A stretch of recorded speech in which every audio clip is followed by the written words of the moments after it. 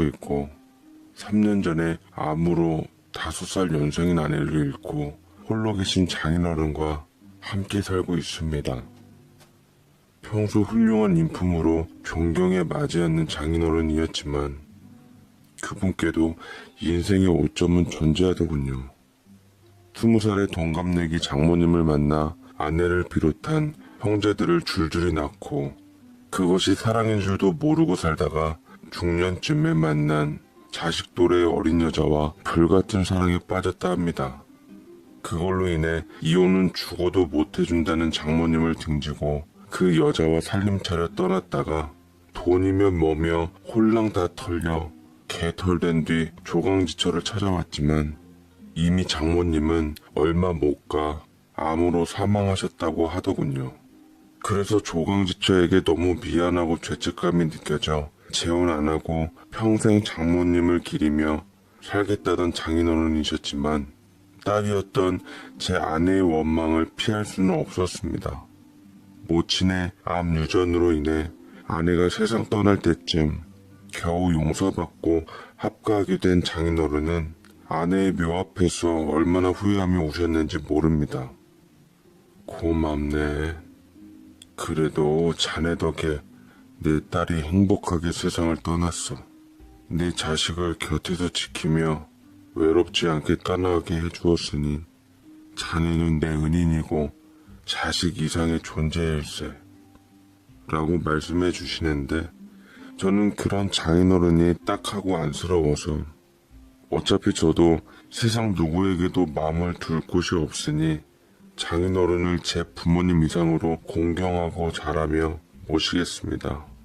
라고 말씀드리며 그 후부터 계속 장인과 함께 살게 되었습니다. 저희 부모님께서는 그놈의 바람 때문에 진작에 갈라서 각자 배우자와 가정 가지며 살고 있는 통에 저 역시 홀로 단신이었거든요. 4년간 같이 산 아내는 저보다 5살 연상이었는데 나이가 제법 많았던지라 어찌 보면 사이에 아이가 없어 다행이었는지도 모릅니다. 저와 장인어른은 아내가 떠난 후로도 서로 의지하며 지금껏 부자지간처럼 별탈 없이 잘 지내고 있었네요. 장인어른께서는 아내가 떠난 후 3년쯤 지나고서부터 제게 좋은 홍차자리를 소개시켜 주시며 장호야, 3년간 독수공방했으면 됐다. 간 사람은 간 거고 산 사람은 살아야지. 부동산 사장한테 소개받았는데 아주 여자가 참하다더라. 성실하고 능력도 있다 하니 한 번만 만나봐라. 라고 하셨지만 딸을 이미 보내고 사위에게 다른 여자를 소개시켜주는 그 맘이 오죽하랴 싶어 저는 정중하게 물리기 일쑤였습니다. 허나 장인어른은 진심이었던지 그 후에도 계속해서 선을 보라며 여자 사진을 들이밀더라고요. 일부러 절 속이시고 선자리를 마련하시기도 하셔서 저는 장인어른이 제게 재혼을 권유하는 게 결코 허투루 말이 아니구나 싶었습니다. 이후로 저는 적극적으로 여자를 만났으나 숫기 없는 성격 탓에 좋은 만남으로 이어지진 않았어요. 장인어른은 늘 애프터에 퇴짜 맞고 들어온 저를 혀까지 끌끌 차시며 우리 혜영이하곤 대체 어떻게 연애해서 결혼을 한 거야? 우리 딸하고는 잘만 연애 걸더니만 왜 다른 여자들한테는 이렇게 시원치 않냐고. 그거야 당시 숫기 없던 노총각이었던 저한테 적극적인 아내가 먼저 다가왔으니 이루어진 거였고요. 돌이켜보면 제가 자신감이 없어 여자한테 먼저 대시한 일도 없었고 아내를 만났을 당시에도 모태솔로였습니다. 말은 안 했지만 아내도 모태솔로였고 우리는 모태솔로 부부였죠.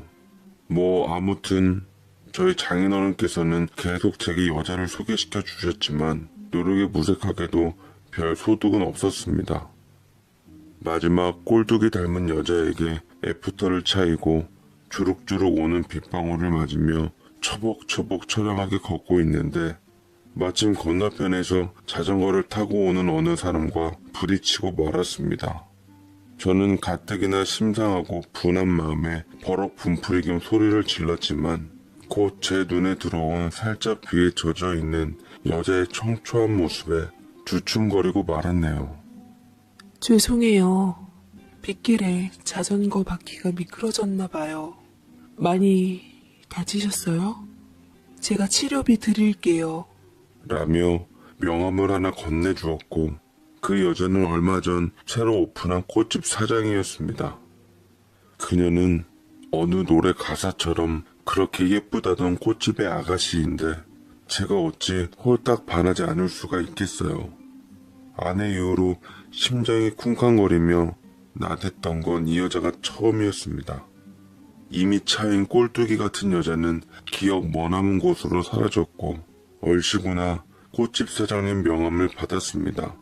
제가 어리버리하고 있는 사이 꽃집 사장님은 사라졌는데 아내한테는 너무나도 미안한 얘기지만 어쩌면 그 뒷모습조차 그토록 아름다운지 모르겠더라고요. 집에 돌아온 저는 멍하게 명함을 쳐다보았고 꽃집 사장님의 외모에 반쯤 홀려 있었습니다. 뒤늦게 비 때문에 농사일을 하다 말고 들어온 장인어른이 저를 얼빠진 놈이라며 선본 여자랑 잘 됐냐고 대놓고 물어보더라고요. 꼴뚜기 같은 여자랑은 당연히 안 됐어요.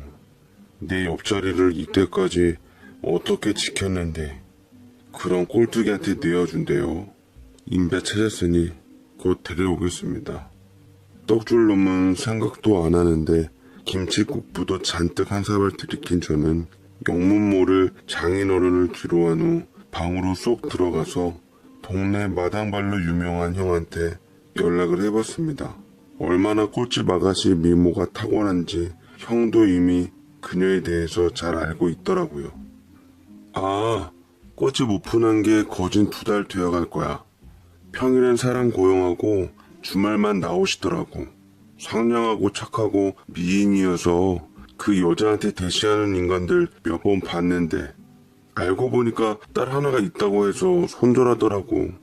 내가 볼 땐 곁에 임자는 없는 것 같고 애 딸린 이혼녀나 미혼모 같은데 괜찮겠어? 이혼녀나 미혼모면 어떠냐뇨. 애가 있다 한들 저야 당연히 땡큐 배를 맞추었습니다. 임자 있는 유부녀가 아닌 것만으로도 하늘에 얼마나 감사했는지 몰라요. 저는 오랜만에 두근두근 심장이 널뛰는 소리를 들으며 명함을 베개에 품고 잠이 들었습니다.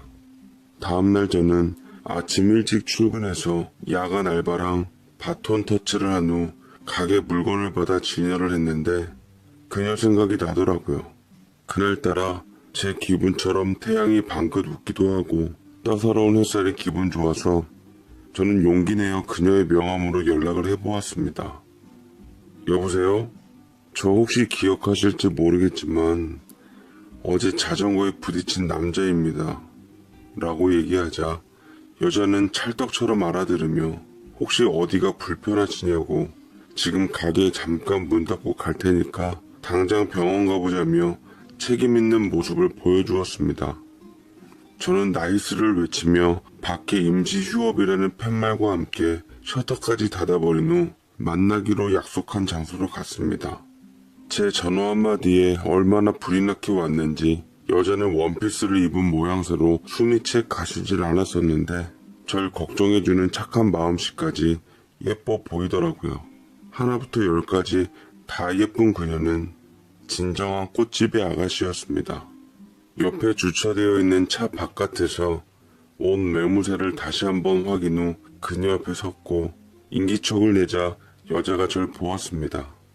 괜찮으세요? 얼른 저랑 병원에 같이 가요. 그렇지 않아도 내내 마음이 불편했거든요.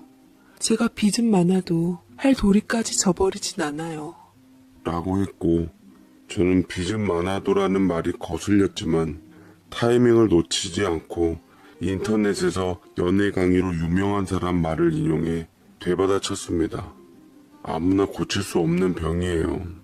사실은 제가 어제 꽃집 사장님을 보고 반해서 상사병에 걸렸거든요. 이런 제 마음도 치료해 줄 수 있나요? 라고 단도직입적으로 대시를 했는데 여자의 어이없는 표정을 보니 내가 또 뭔가 잘못 맞췄구나 싶었습니다. 분명히 연애 관련 책에서는 남자답게 주도를 해가며 여자를 사로잡으라고 했거든요. 농담을 이용해서 마음을 표현하면 90% 이상이 긍정적인 반응을 보인다고 했는데 연애를 글로 배운 저로서는 여자의 반응이 확 다가오질 않았습니다. 그런데 그 순간 기적이 일어났어요. 여자는 무슨 생각인지 잠시 후에 빙그레 웃어주더라고요. 상사병이라.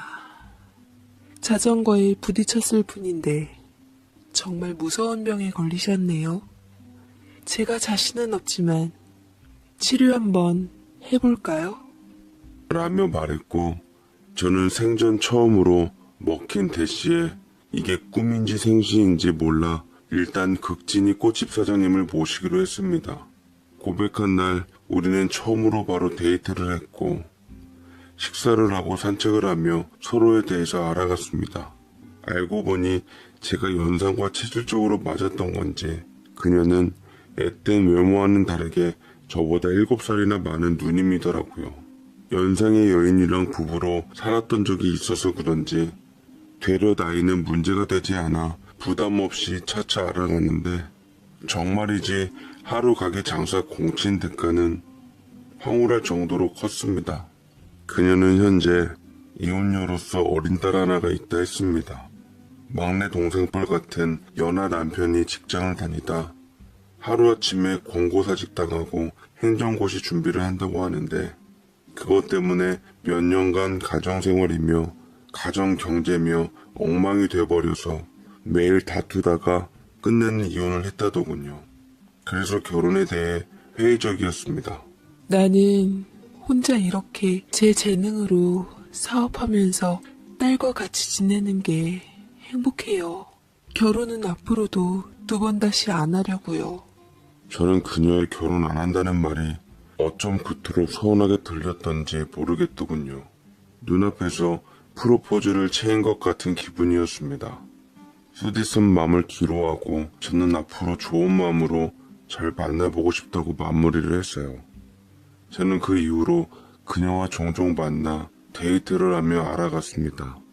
꽃보다 예뻤던 그녀는 단순한 꽃집 사장님이 아니라 플로리스트인가 뭐식인가 그런 직업을 갖고 있다는데 주중에는 강의를 하러 서울에 간다 해서 우리는 주말에만 만날 수 있었습니다.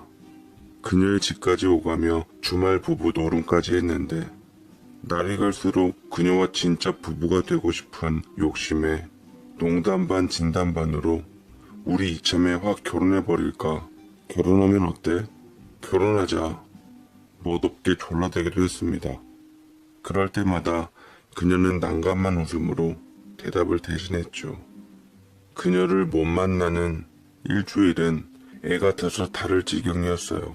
너무 보고 싶어서 연락을 붙들고 살고 싶었지만 강의 시간 때문에 너무 바빠서 평소에는 신경 쓰기 싫어 전화기를 그냥 꺼놓는다는 그녀의 말에 제 심정을 속으로 꾹꾹 눌러 참을 수밖에 없었습니다. 아이는 서울에 있는 친언니가 맡아준다고 하는데 친언니라는 사람도 개인적으로 사업이 망해 빚이 많아 힘들다고 하더라고요. 그녀가 빚이 많았던 것도 다 친언니를 도우려고 했다가 이자 높은 곳에 돈을 빌려 덤탱이를 쓰게 됐고 그것 때문에 밤낮으로 일하지 않으면 안 된다고 했습니다. 그러던 찰나 그녀가 저를 간만에 만나 울적한 얼굴로 입을 열더라고요. 창호씨, 나 이제 이곳을 떠나야 할 것 같아요. 얼마 전에 직원한테 들었는데 무서운 사람들이 제 가게를 찾아내서 한바탕 소동을 부렸다고 하더라고요. 아무래도 가게를 내놓고 이자라도 갚은 뒤 시간을 벌어서 피해야 할 것 같아요. 법적으로는 갚지 않아도 된다는데 어디 그 사람들이 법적으로 그렇게 호락호락한 사람이던가요? 아무튼 당분간 나 보기 힘들 거예요. 라고 얘기하자 저는 이상형이 그녀를 놓칠 수가 없었던 찰나 온 마음을 다해 붙잡았습니다. 빚이 얼마예요? 내가 돈 되는 대로 다 갚아줄 테니까 제발 내 곁만 떠나지 마세요. 전 이제 당신 없으면 안 돼요. 라며 그녀의 손을 안 놔주었고, 그녀는 처음에는 자기가 무슨 자격으로 염치 없이 제 돈을 받냐며 했지만 곧 태도를 바꿔서 이 은혜 평생 잊지 않겠다며 돈 벌어서 제 돈부터 갚겠다 약속하고는 돈과 함께 제 눈앞에서 연기처럼 사라졌습니다. 떠나지 말라고 준 돈이었는데 10년간 적금 모아놓은 돈 5천만 원을 갖고 가버리니 전 그야말로 사랑에 속고 돈에 우는 신세가 되었습니다. 그녀와 제 사이를 아는 지인들을 비롯한 친구들, 심지어 소문을 들은 제 장인어른까지 저더러 미쳤다고 했습니다. 너 그 여자 안지 얼마나 됐다고 10년간 모은 돈을 홀랑 그렇게 다 줘버렸대? 내 젊을 적 여자한테 미쳐 전 재산 홀랑 날려버린 얘기를 알고서도 그래? 네가 갑부야? 돈 쓸 데가 그렇게 없으면 밥 굶는 사람 적설이나 할 것이지. 하늘에 있는 우리 딸 보기 민망스럽지도 않냐? 참 못났다 못났어. 저놈 장가 보내려다가 아주 명짤바지겠어. 장인어른께선 두 손으로 제 등을 쳐대며 신세한탄을 하셨지만 저는 그래도 제 행동에 후회하지 않았습니다. 설령 그녀가 돈 때문에 절 이용했다 하더라도 제가 준 돈으로 그녀가 행복했으면 됐다고 그땐 바보 등신 모질이처럼 그렇게 생각했습니다. 어쨌거나 내 사랑은 진심이었으니까요. 그렇게 있기 위해 방황하고 술독에 빠져 살다가 장인어른 보고 다시 일어난 저는 한 여름밤의 꿈이었다 여기며 잊고자 했습니다. 열병에 심하게 앓고 있는 저를 손수 물수건 대가며 간호해 주신 늙은 장인어른께선 위로가 되는 충고를 해주시더라고요. 섭섭하긴 하다만 그래도 자네가 사랑하는 여자니 그만한 가치가 있었겠지. 나도 젊은 적에 다 겪어봐서 그 심정 다 이해해. 마음이 제 뜻대로 움직이는 것도 아니고 오죽했으면 그랬을까 싶기도 하고 너 젊으니 앞으로 돈이야 처신 잘 벌면 될 것이고 앞으로 정신 똑바로 차리면 되니까 좋은 인생 공부했다 치고 훌훌 털고 일어나 라고 하시는데 저는 아버지보다 더 아버지 같던 장인어른 품에 안겨서 꺼이꺼이 울음을 쏟고야 말았습니다. 장인어른 덕에 저는 굳게 맘먹고 훌훌 털고 일어났고 제 일터에서 열심히 일하고 장인어른 농사일까지 도우며 최선을 다해 살았습니다. 몸을 힘들게 움직인 덕에 그녀를 떠올릴 새도 없었고 그렇게 2년간 제 안에서 서서히 자취를 감췄죠. 그런데 어느 날 달이 쳐서 기우는 밤에 그녀에게서 생각지도 못한 연락을 다시 받게 될 줄은 몰랐습니다. 창호 씨, 잘 지냈어요? 나 연지예요. 진작 연락하려 했는데 다 말로 못하지만 창호 씨 없는 동안 내내 나 너무 힘들었어요. 라며 울먹이는 목소리로 제 마음의 문을 두드렸던 이상형의 그녀. 처음에는 어찌할 바를 모르다가 그동안 힘들었던 기억을 돌이켜보며 마음을 굳건히 잡기로 했습니다. 제 차가운 태도가 예상 밖이었는지 그녀는 자신의 얘기를 하며 절 설득하려고 노력하더라고요. 내가 이렇게 살 수 있는 건 창호 씨 덕분이에요. 그때 가게 정리한 돈이랑 창호 씨가 준 돈으로 어떻게 빚 갚게 되어서 겨우 자리는 잡았거든요. 사람이 빚만 없어도 살겠더라고요. 덕분에 돈도 좀 모으고 전 남편이 잘 돼서 내게 양육비조로 보태준 돈으로 조그만 집 한 채 마련했어요. 이곳에서 나도 지난 일 다 잊고 창호 씨랑 새삼 시작하고 싶어요. 라고 얘기를 했는데 한 번 당한 것이 있어서 그런가 사랑보다는 의심이 앞섰습니다. 그토록 결혼에 대해 회의적이었던 그녀가 2년 만에 결혼 운운하며 연락하는 게 수상하더라고요. 2년이란 시간이 지나서 그런가, 부단한 노력 끝에 간신히 마음 잡아서 그런가, 감정이 예전만큼 절절하진 않은 탓에 또다시 홀리진 않았습니다. 그것 또한 10여 년간 안 입고 못 먹고 모은 비싼 돈을 대가로 아낌없이 다 내어줄 정도로 후회 없이 사랑을 쏟았기 때문이라고 생각했습니다. 이런 제 맘도 모르고 그녀는 가끔 전화로서 절 현혹시켜 마음을 들었다 놨다 하려고 했었고, 아니나 다를세라 돈이 목적이 맞는 건지 몇 번이나 제게 아프다는 핑계로, 때론 생활비가 없다는 핑계를 대며 크고 작은 돈 요구를 했지만 순순히 들어주지 않았습니다. 뿐만 아니라 정땡 그녀의 노골적인 돈 요구가 부담스러워 일부러 피하기도 했죠. 하도 제가 피해 다니자 그 여자가 약이 올랐던지 얼마 못 있어 비로소 제 눈앞에 모습을 드러냈습니다. 창우씨, 왜 제 연락 안 받아요? 내가 그렇게 우스워요? 좋다 그럴 땐 언제고, 나한테 왜 그러는데요? 어디서 호랑이 담배 피던 시절을 거들먹거려요. 2년이나 지났는데 지금은 별 감정 없어요. 돈도 다 내줬잖아요. 뜯어먹힐 돈 없으니까 다른 사람 알아봐요. 더 이상 그 돈에 대해서 당신한테 추궁하지도 않을 거고, 당신으로 인해서 행복하고 사랑한 값이라고 칠 테니까 그냥 당신이 좋은 사람 만나서 행복했으면 좋겠어요. 뜯어먹힐 돈이라뇨. 지금 내게 돈 보고 당신한테 접근했다고 생각하는 거예요? 정말 실망이에요. 나는 뒤늦게 당신의 사랑이 얼마나 희생적이고 대단한지 알게 됐는데, 그래서 그렇게 결혼에 대해 부정적이었던 내가 당신과 함께 행복한 미래를 함께하는 꿈을 꾸며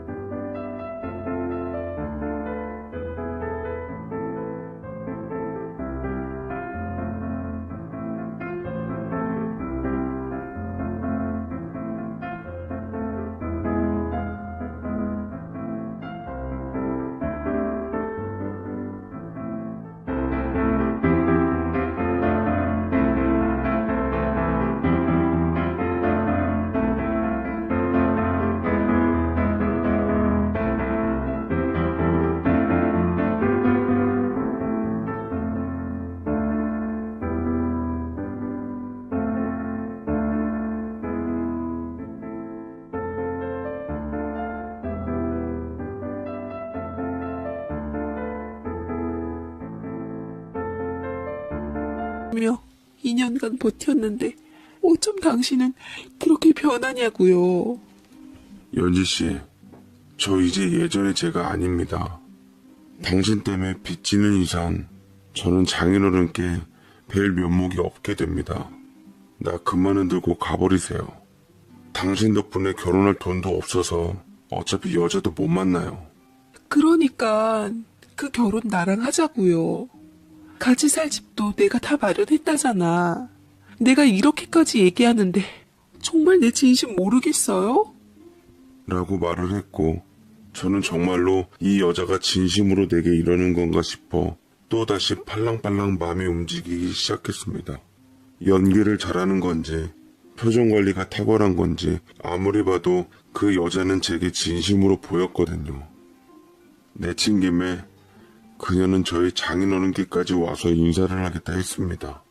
시아버지로 모시면서 살고 싶다고요.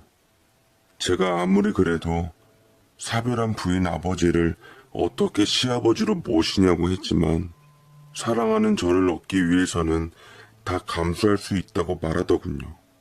그 말에 깜빡 속아버린 저는 그녀에게 넘어가 버렸고 하루 날 잡아 인사시켜드리기로 했습니다. 그 사이 저와 결혼이 결정되기라도 한 듯 신혼살림을 알아보고 결혼식장도 알아보는 등 제 마음을 잔뜩 들뜨게 해놨습니다. 그리고 장인어른께 인사를 드리러 간다고 한 날 유난히 다소곳하게 입고 화장도 조신하게 한 얼굴로 저와 함께 집 안으로 들어갔는데 모든 편견을 버리고 가족으로서 받아들일 준비를 했던 장인어른과 딱 마주쳤던 순간 잠깐, 너 혹시 이미숙 아니야? 이미숙 맞지 너? 그때 유부남인 날 꼬셔내서 살림 차려 살다가 내 돈 갖고 사기친 것. 설마 당신 홍기로? 당최 알아들을 수 없는 소리에 긴장감이 온몸에 타고 흐르며 이게 다 무슨 소린가 싶었습니다. 유부남인 장인어른을 꼬셔냈다니. 누가요? 저의 그녀가요? 설마 그때 장모님을 버리고 딸버린 여자와 살림 차렸다는 게 설마. 그녀는 장인어른의 홍기로라는 이름을 정확하게 부르며 손에 쥐고 있던 과일 바구니를 바닥에 떨어뜨리고 말았습니다. 부들부들 몸을 떨며 뒷걸음질 치려다 급한 일이 생겼다며 밖으로 빠져나가려고 했고 장인어른은 도망가는 그녀부터 붙잡으며 얼굴이 잔뜩 울그락불그락 상기된 채 황당하게도 그녀를 붙잡고 제게 재촉하더군요. 아, 자네 뭐하고 있어? 일단 경찰부터 불러. 너 미숙이 맞지? 이미숙 이 나쁜 것. 나를 홀려놓고 가정까지 깨게 해놓은 것도 모자라 네 애인하고 짜고 치는 고스톱으로 내 전 재산까지 가로채 놓더니 쥐새끼처럼 잘도 숨어다니다가 아주 제 발로 찾아왔구나. 너 같은 사기꾼년 때문에 마누라랑 자식 가슴에 피멍 맺힌 죄인으로 살았는데 이제 내 사위까지 후려서 등골 빼먹으려고? 어처구니 없는 상황으로 이어지자 저는 얼빠지게도 우두커니 서있다 또다시 들려오는 장인의 재촉에 얼떨결에 경찰에 신고했고 곧 경찰들이 들이닥치며 그녀는 사기 혐의로 현장 검거를 당하게 되었습니다. 경찰서에 같이 가서 밝혀진 내용들은 더더욱 충격적이었어요. 제가 사랑에 미쳐 있었던 그녀는 알고 보니 사기 7범의 전과를 갖고 있는 여자더라고요.